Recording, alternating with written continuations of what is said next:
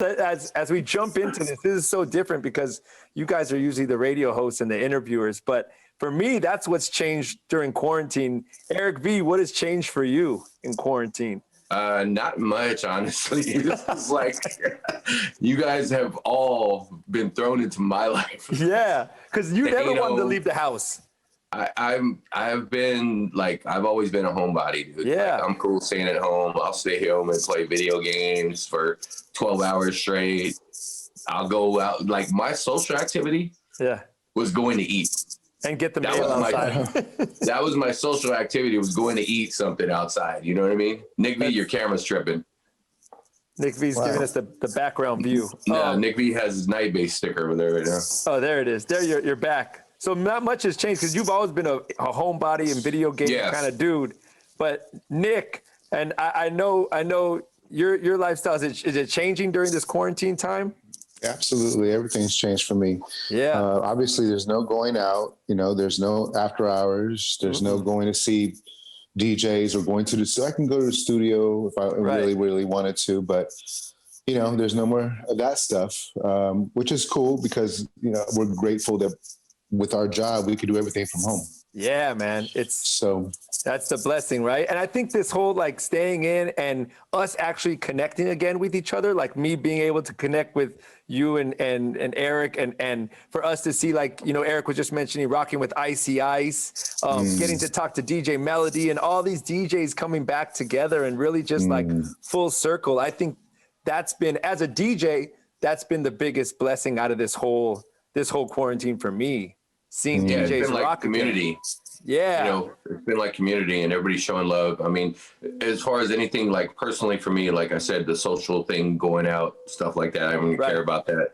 It was like going out to eat and stuff. But what's the other thing that has changed for me personally is the whole Twitch. We were doing Twitch for years already before all this pandemic stuff. But now that, DJing on Twitch, that has opened up for me to be able to kind of showcase my flexibility as far as all the styles of music that people don't even know I know how to play.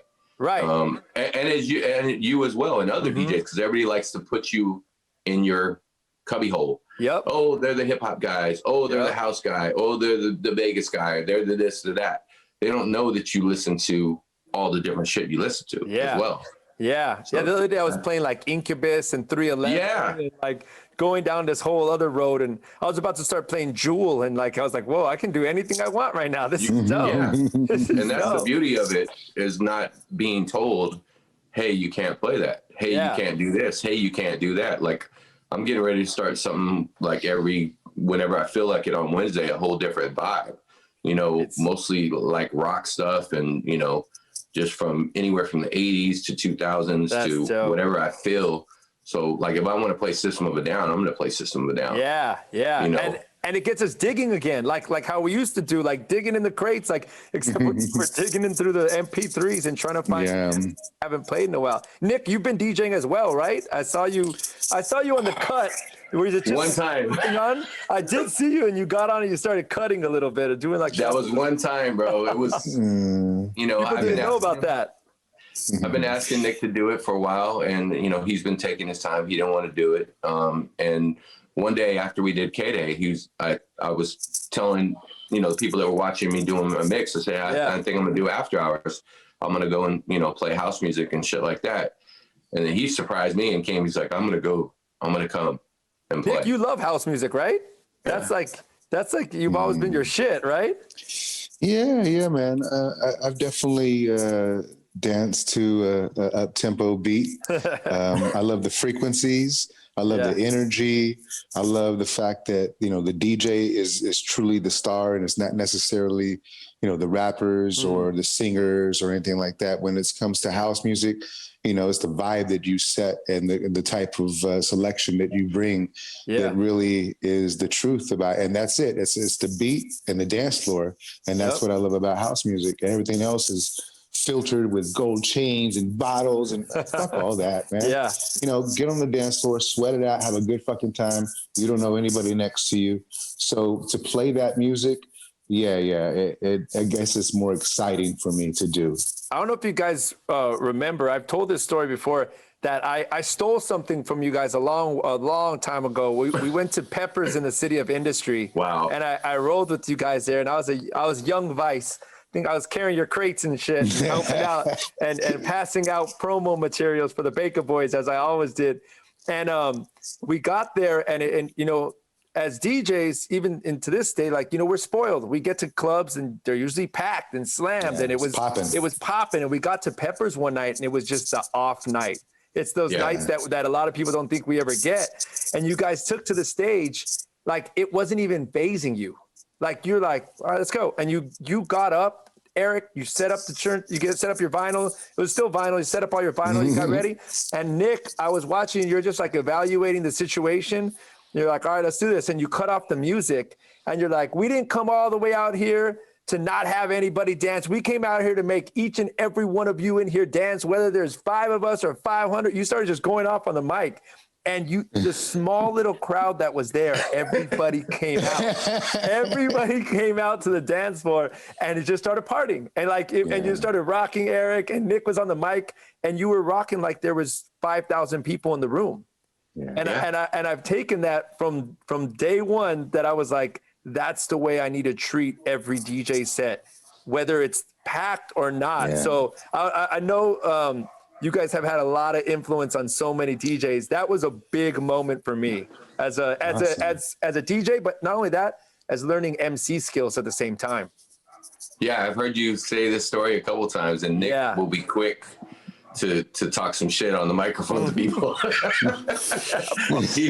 was even like, do that. Huh? What's he doing? Yeah, I won't even do that. Like, I don't want to call people out like that, but he will. Yeah. Like he's done that. There was a mixture of gangster, cocky, and like embarrassment. No, Bakersfield, little Baco. I mean, we're from a small town, so you know we played for 5 people. You know, we played for for a swap meet. We played for people standing in front of us that we can try to get their attention. Mm-hmm. You know, that's what we came up doing. So when we get paid by a venue to come out and rock, you know, and that's what we got to do. And the radio station, you know, is being represented as well. So, and then you're there. So look at the ripple effect of what we did and pass that on to you. You took that, and how many DJs said the same thing, standing up there and watching you in awe, because you had the, capacity and also the confidence to do, because you saw it being done. Like, fuck, I can do that. It worked. It worked. I was like, it looked crazy. I mean, it worked though. And it turned it into a party. And literally, probably 4 months ago, I had my first in-person gig during quarantine. And it was for a private party of 18 people. Wow. And they hired me in a suite, in like a massive suite in Vegas. It was a birthday party with the family, and the kids are there, and there was 18 people. And I got up there and I channeled some Nick V shit. And I was like, listen, like, I've DJ'd festivals and clubs, and I go, I'm going to make each and every one of you dance. We're going to start this off to right. And I got them all on the dance floor to start dancing. And and it's still in me to this day. So there's awesome. a lot of gems. The gem that I stole from Eric V, I'm spilling my secrets and letting you know what I stole from you guys. What I stole from Eric V early in the game was I learned how to edit records, how to cut verses, and also how to use TV tracks. So I saw you go from the version, the radio edit you're playing, and you would go to the hook TV track that would drop out to an instrumental. So this is pre-Serato, pre-edits, and you were basically making your own DJ edits on the fly and dropping the next record in, so there was never any downtime in the mix. It would keep flowing with the energy and the words. Is that something? Absolutely. Is that something you originated or what? Because I stole that from you, bro. I stole that from Nick. Oh, damn! So Nick V would show. He would do it, and I'd start picking up from what he would do. Yeah. I was like, okay, this is just like keeps it moving. Like, cause I don't like any downtime. When I'm mixing, like I literally leave, like when me and Nick are mixing live, I leave no space for him to talk. There is no space for him to talk. Like I'm going from hook to verse. Right. Boom, boom, boom. It's nonstop. I try to keep no dead time, no downtime. I try to make it as smooth and energetic as possible. Keep that energy level going. But, you know, all the editing, I still do it on Serato. Yeah. I still do it on Serato. I will edit a motherfucker. I'm Captain Q Point right here. Like, I will cue point a motherfucker, like, boom. If you see me, if you're watching me on Twitch and you see me pressing these buttons, I'm going from, the first verse to the last hook. Wow. Okay, so it's still in you to this day. Oh, totally. Yeah. Totally. And in nightclubs, I also took that from you guys as well. There was no such thing as ever playing an instrumental in the nightclub. Like, you weren't like rocking it like that radio mentality that I grew up listening to radio and listening, like, so there was no instrumentals in the nightclub, and I always would cringe, and no clean versions in the nightclub. You would always make sure you're going to play a dirty, and that bothered me when I heard DJs do it, but I always recognized that you guys were like, we're playing the dirty version if we're in the club. Right? Yeah. Well, you had all the versions on one piece of wax, so you could. Now you have to have a whole different folder for the dirty version, and every dirty song has to have its own fucking cue point vice. Fuck off, man. I'm tired of this shit. I don't have time for that shit. I'm super ADD with that shit. Like, I cue point everything. I normalize everything. Everything has to be tiled. Like, there's a fucking process for me. Like, when I go download shit, I'm like retiling, normalizing, cue pointing, looping, everything. Yeah. Period. I won't put it in my shit. What has kept the inspiration and the energy and the passion behind all this since? Because I've been doing it a long time. You guys have been doing it even longer. So what is that inspiration in you to still keep like DJing, bro? There's a lot of people that have tapped out in this game, as we know. Yeah. But look at us. We're still here. Like, what could you think? What do you think it is? I'll let Nick go first because, we're different. Obviously, Nick has his other things that he works on for production and his shows and our syndicated shows or whatever else his interests are on that side. So I'll let him go first because we have obviously different answers. That's a tough one. For me right now, it's commitment. Commitment to our company that we created, the brand that we've created for 30 years now, Baka Boyz brand. And making sure that the quality is the best that we can make it. I do feel at times, because I'm doing so much outside of DJing for my radio shows, that I can let it go now. I can let the day to day, week to week, been DJing since I was 11 years old, and when there's a point when you start DJing and it's everything in the world. It's everything you think about when you're going to school, you're at school, you're doing homework, you're talking to your girlfriend, you're always doing something with your fingers. It's always this constant thing that's always going around in your head. And at some point, once the professional career started as a DJ, and, I stopped DJing for a long time because Eric V wanted, he needed to hone his verbal craft on the microphone. So for that time, I just totally stopped and I got back into it around 1996.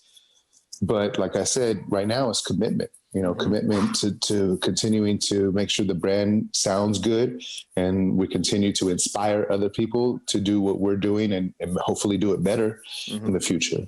Yeah. Amazing.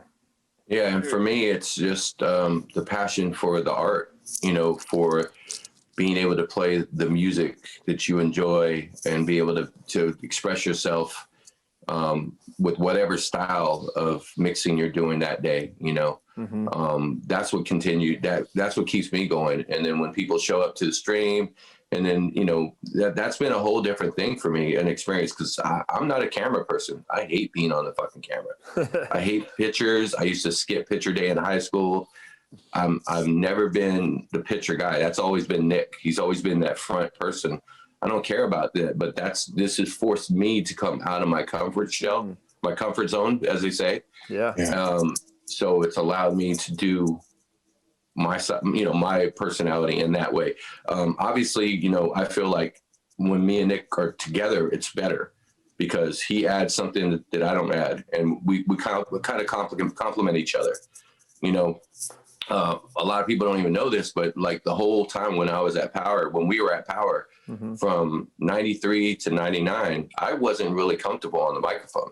Like I didn't get comfortable really talking on radio or doing the radio thing till like 2001. when I Wow. went to KMEL in San Francisco.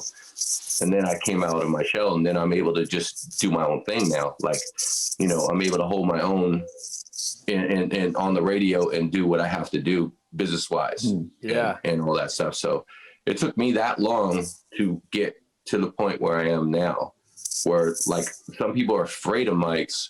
They don't care. Like, you know, I still don't like emceeing at a club, but I can do it. Like if I'm doing it on Twitch and doing it, you know, for our radio shows, that's no problem. But yeah, it took me that long to get comfortable Continual growth. the whole thing.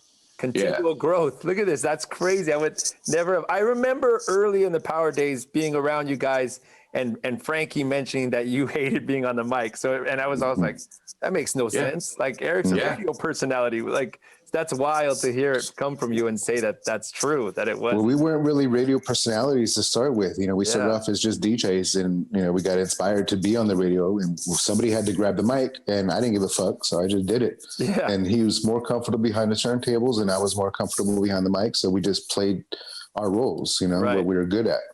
Perfect. And that's, perfect blend though. It was the perfect, it is the not what, it is the perfect blend. Thank still you. to this day, that the vibe that we, like, I know you guys aren't born and raised in Los Angeles, but you're still California boys. And it's, and it just has that vibe that we all feel and love out here, you know, like, and it's still to this day, like, that's why I get excited being around you guys, man. I've taken so much knowledge and inspiration from you guys, and the grind that I got. I was so lucky to see it behind the scenes, and it wasn't just. It wasn't a show, like it like how Eric was saying, like you didn't like being in front of the camera. Nick was like, just like, I'm just gonna do what I'm gonna do. Like there was just two dynamics. You guys are so different, but it blends so well together. So and you had also an incredible opportunity and a blessing to hang around with Big Brother Frank V, which is another part of who we are, and you know why we are the way we are, and how we were raised with an independent mindset.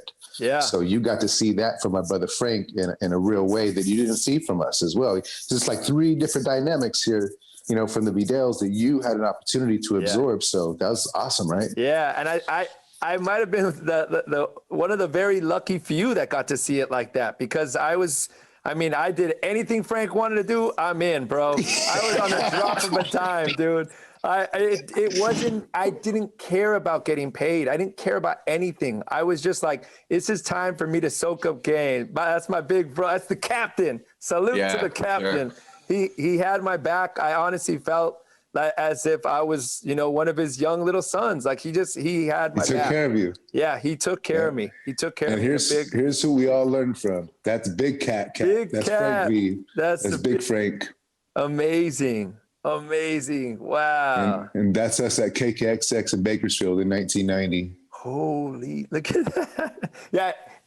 Nick is comfortable in front of the camera. He's already posing. Eric's like, all right, get this picture over with. I'm like, don't take this picture. Like, I've never been comfortable in front of the camera. I fucking hate it. So what I hate it. I cover up my camera now. AK's just calling me. Hold on. Oh, I thought he was covering up his camera. He's like, cover up my camera. He's like, he doesn't want to even show his face anymore. No, I cover up my camera when I'm not doing this shit. It's funny. For the CIA. One of the times, just speak on Frank, one of the times I thought I was really going to get in big trouble with Frank is so I had a license and Frank didn't, right? And I was 16 and I was 16, right? So paint the picture. Like I'm 16, I have my license with my VW Bug, and Frank doesn't have his license, but he has that big Cadillac, like a big beige, brownish Cadillac. And I had to drive everywhere. So I had just learned how to drive, and I drove a VW Bug. So I drove that's a way different size car, bro. So we get in like the car, and that's like driving a boat, like an RV, right? So and I'm like this 16-year-old kid, and I hit the car in front of us, right? Boom, right? And I was like, oh, but Frank looks at me. Bro, but he looked at me, and I'm like 16 years old, and he could tell like this kid just learned how to drive, right?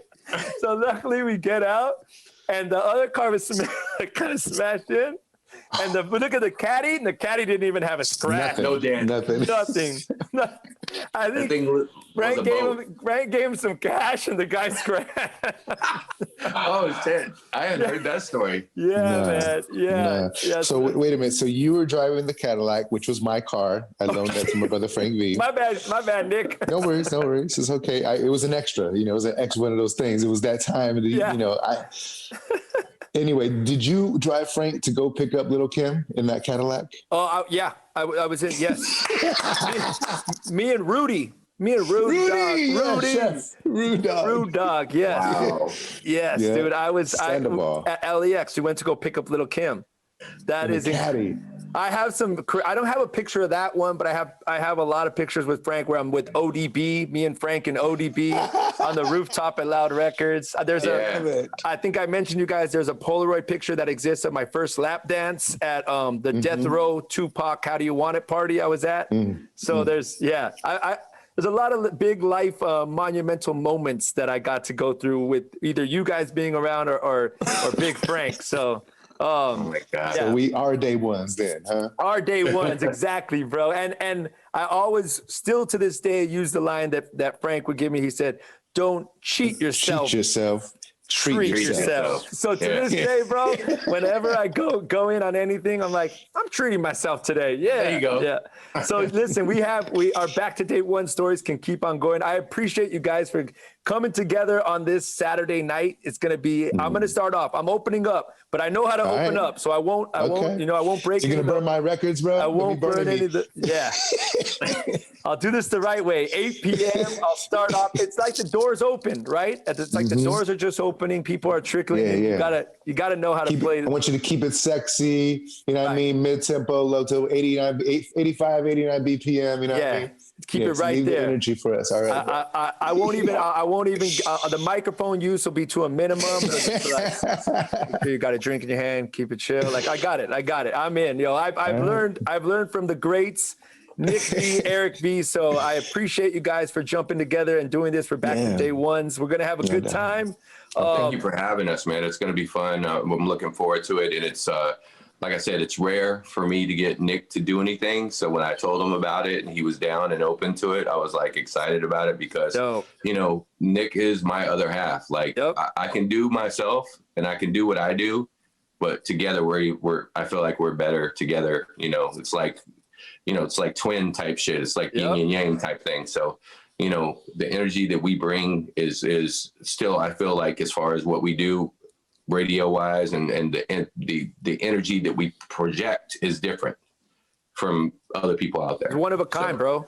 It's one of a kind. There is still nothing comparable or even close to what you guys have done. And I'm saying that as a friend, as a fan, and as someone who's been influenced by both your styles in so many unique ways. And I'm just one of so many. So keep doing what you're doing, bro. Both of you guys, keep it up because I'm still stealing shit from you guys. If you ain't learning still, I'm learning still at this point. I had to teach myself how to live stream, how to run OBS. Like I got people calling me now, like, how do I do that? Or how do I? He's the new Tony G. He's the new Tony G of streaming. I can never be a Tony G. Bro, he's Obi-Wan. He's Obi-Wan. Yeah. That dude is a whole different level. But I can get around. Like I know the settings, like how to do this, how to do that. So when people have problems, I'm like, okay, you're doing this wrong. You're doing this wrong. You're doing this wrong. So I keep saying it's like therapy for us right now. It's live therapy to be out there DJing, playing all these different records and just letting our brain breathe and and feel the vibes and by myself doing it. You know what I mean? Like you guys and watching a screen and chatting back and forth. But honestly, like it feeds my soul every time. Feeds my soul. Yeah. I think it does that for Eric V as well. Yeah, man. And I can see it. It does that for me too, but at the same time, I have to watch Nick V because he gets on the stream and he keeps cheering bits, and I'm like, dude, like stop, like let other people. You're supposed to let other people spend their money, not us. Don't let Jeff Bezos take a cut of that, right? I'm telling you, bro. Like, damn. Yo, we're gonna have fun, man. I appreciate this. This is a big moment in my life. I appreciate you guys, man. Thank you, man. Thank you. I can't wait for the for the reunion in person. I might have some more. I might have some more stories I'm holding out on, but they'll come around. Okay, we want to hear them all, brother. Always, All right, always. So